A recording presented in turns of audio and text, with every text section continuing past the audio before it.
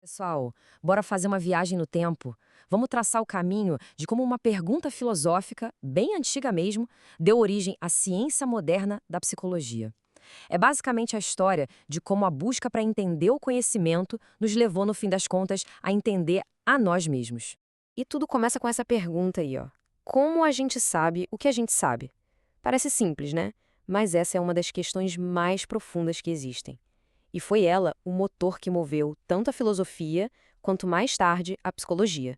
Como é que a gente adquire conhecimento? E mais, como a gente separa o que é um fato do que é só uma crença? Então, para a gente entender como a psicologia nasceu, primeiro a gente precisa dar uma olhada no campo da filosofia que estuda formalmente essa grande questão. E esse campo tem nome: epistemologia. Pensa nela como se fosse a planta baixa do conhecimento. A epistemologia não está interessada no o que a gente sabe, mas em como a gente sabe. Ela questiona tudo. O que é um conhecimento válido? O que diferencia ciência de um mero palpite? São as regras do jogo, sabe? Para qualquer área que queira ser levada a sério. Dentro da epistemologia, surgiram duas grandes rotas, duas respostas principais para essa pergunta de onde vem o nosso conhecimento. De um lado, a gente tem o empirismo, com caras como John Locke. Para eles, a gente nasce como uma folha em branco, sabe? E todo o nosso conhecimento vem da experiência, do que a gente vê, ouve, sente. Do outro lado, tem o racionalismo, de René Descartes. Ele dizia que não, que a razão e a lógica já nascem com a gente e são a verdadeira fonte da verdade, até porque os nossos sentidos podem nos enganar. Então essa foi a grande briga filosófica, experiência contra a razão. E foi justamente no meio desse debate todo que a psicologia começou a pegar essas ferramentas emprestadas para traçar o seu próprio caminho, agora como uma ciência independente. Olha, por milhares de anos, lá desde Platão e Aristóteles, estudar a alma era coisa da filosofia. Mas no século XIX, algo mudou. A psicologia queria mais, queria testar suas ideias, medir, observar. Ela queria ser uma ciência de verdade. E o marco zero dessa virada tem data e local exatos. Grave este ano, 1879. Foi quando o alemão Wilhelm Wundt fundou o primeiro laboratório dedicado só à psicologia experimental. Esse é o ponto da virada. Foi o momento em que a psicologia se separou oficialmente da filosofia e declarou sua independência como campo científico. A partir daí, meu amigo, foi uma explosão. Com a psicologia finalmente livre para explorar, vários pesquisadores criaram suas próprias abordagens. É como se fossem lentes diferentes para a gente conseguir enxergar a complexidade da mente e do comportamento humano. A primeiríssima grande escola foi o estruturalismo.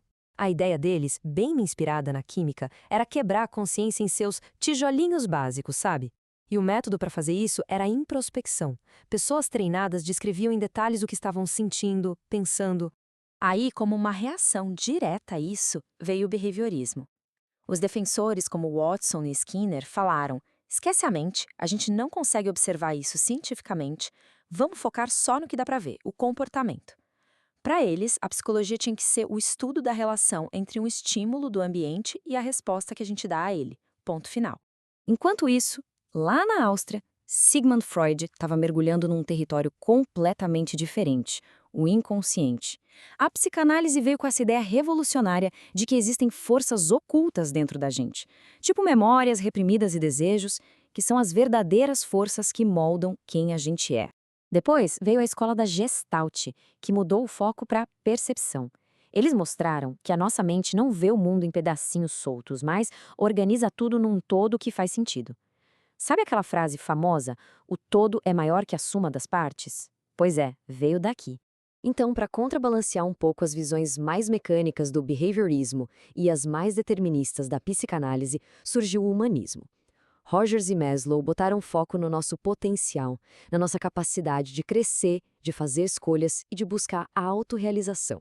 E, por fim, o cognitivismo trouxe a mente de volta para o centro do palco. Com o avanço dos computadores, essa escola começou a usar a metáfora da mente como um tipo de processador de informações e voltou a estudar cientificamente os processos mentais, como a gente pensa, aprende e guarda memórias. Esse slide aqui resume bem essa jornada.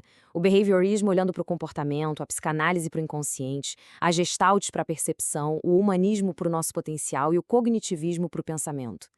Cada escola, no fim, dá uma peça diferente para a gente montar esse quebra-cabeça gigante que é o ser humano. Mas a história não acaba por aí, não. A filosofia não sumiu do mapa. Pelo contrário, ela continuou evoluindo e oferecendo ferramentas novas e muito poderosas para a gente se entender, fechando o ciclo da nossa jornada de hoje. Agora, se liga nessa frase. Não se nasce mulher, torna-se mulher. Essa é, sem dúvida, uma das declarações filosóficas mais impactantes e revolucionárias do século XX. A autora dessa frase é Simone de Beauvoir, uma filósofa francesa ligada a um movimento chamado existencialismo. E a filosofia dela tem uma conexão direta e muito profunda com a psicologia. A grande sacada do existencialismo é que a existência precede a essência. O que isso quer dizer? Que a gente não nasce com um propósito definido, com um manual de instruções. Nós somos meio que jogados no mundo, e através das nossas escolhas e experiências, a gente vai construindo quem a gente é. A Beauvoir pegou essa ideia e aplicou à identidade de gênero, argumentando que ser mulher não é só uma questão de biologia, mas uma construção social e cultural. E, cara, isso abriu um campo gigantesco para a psicologia pensar sobre identidade, liberdade e o peso que a sociedade tem na formação de cada um. Isso ilustra perfeitamente o nosso ponto principal. A filosofia não ficou para trás com o surgimento da psicologia. Muito pelo contrário, ela continuou a nos dar lentes críticas e essenciais para a gente conseguir compreender a complexidade da experiência humana. E assim, depois de toda essa jornada, da epistemologia até as escolas da mente e de volta para a filosofia, a pergunta final volta para a gente.